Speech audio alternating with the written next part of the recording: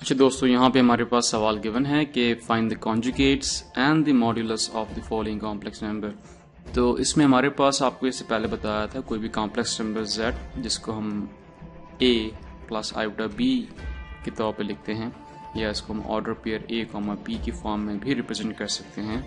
उसका कॉन्जुगेट मालूम करने का सिंपल तरीका ये है कि z पे हम बार लगा देते हैं और यहाँ पे भी बार लग जाता है। जब ये बार रिप्लेस होता है तो इसका मतलब ये होता है कि जो इमेजिनरी पार्ट है, यानी कि जो पार्ट आयोटा के साथ है, उसका साइन चेंज हो जाएगा, यानी कि इसको हम a माइनस आयोटा b लिख देंगे।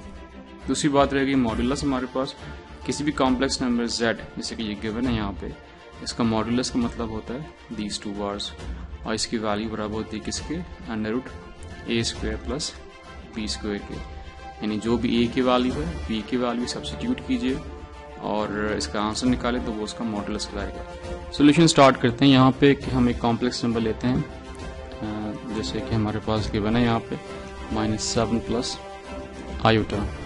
तो इसको हम कह देते हैं कि लेट ये हमारे पास z के बराबर है। इसको हमने कॉम्प्लेक्स नंबर z का नाम दे दिया है। तो हम यहाँ पे लिखते हैं कि टेकिंग कॉन्जुगेट ऑफ z, हम z का कॉन्जुगेट ले रहे हैं। तो जब कॉन्जुगेट लेंगे इसका तो ये z बार हो जाएगा और यहाँ पे भी बार लग जाएगा। इस बार का मतलब ये होता है हमारे पास कि जो इमेजिनरी पार्ट है उसका साइन जो है वो चेंज हो जाएगा, यानी कि हमारे पास अगर ये आयोटा के साथ प्लस था तो अब क्या आ जाएगा, माइनस आ जाएगा।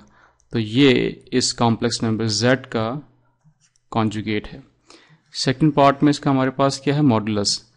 तो नाउ टेकिंग मॉड्यूलस का मतलब ये होता है कि z बार बराबर हो जाता है किसके, under root a square plus b square के। यहाँ पे हमारे पास इस पर्टिकुलर कॉम्प्लेक्स नंबर के अंदर हेयर जो a की वैल्यू है वो बराबर है किसके, -7 के, जबकि b जो है वो कितना है हमारे पास, क्योंकि आयोटा है तो आयोटा के साथ जो भी कोफिशिएंट होगा वो b कहलाता है। और यहाँ पे हमें कुछ नज़र नहीं आ रहा, तो जहाँ पे कुछ नहीं होता वो मल्टीप्लिकेशन में हम 1 लेते हैं, हमारे पास 1 हो जाएगा। इन वैल्यूज को पुट करते हैं फॉर्मूले के अंदर, तो a स्क्वायर यानी कि -7 का स्क्वायर प्लस b स्क्वायर यानी कि 1 का स्क्वायर, और सिंप्लीफाई करते हैं इसको। तो 7 का स्क्वायर जो है वो 49, माइनस साइन प्लस हो जाएगा और प्लस 1, और is equal to under root 50। तो ये इसका मॉड्यूलस आ गया किसका, z का। और इसको हम चाहें तो ब्रेक कर दें 50 को इंटू 25 इंटू 2 के अंदर, तो ये वैल्यू हमारे पास जो है 5 अंडर रूट 2 के बराबर भी लिखी जा सकती है।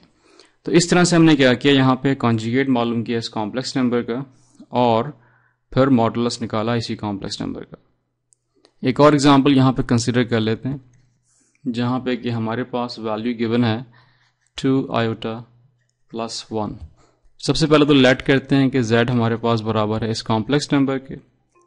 अच्छा, अगर हम z को इसके बराबर ले रहे हैं तो हमें ये बात मालूम है कि रियल पार्ट पहले आता है और इमेजिनरी पार्ट बाद में। तो यहाँ पे 2 आयोटा जो कि इमेजिनरी पार्ट है पहले लिखा हुआ है, तो उसको हमने बाद में लिखना है, जबकि रियल पार्ट यानी कि 1 को पहले लिखना है। तो ये आपके पास z is equal to 1 plus 2 iota हो जाएगा। नाउ टेकिंग कॉन्जुगेट,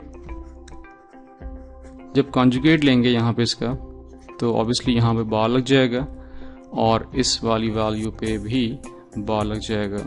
जैसे पिछले सवाल में आपको बताया मैंने कि जब भी कॉन्जुगेट का बार हटता है तो जो इमेजिनरी पार्ट है उसका साइन चेंज हो जाता है, यानी कि प्लस है तो माइनस आ जाएगा। तो ये इसका कॉन्जुगेट कहलाएगा।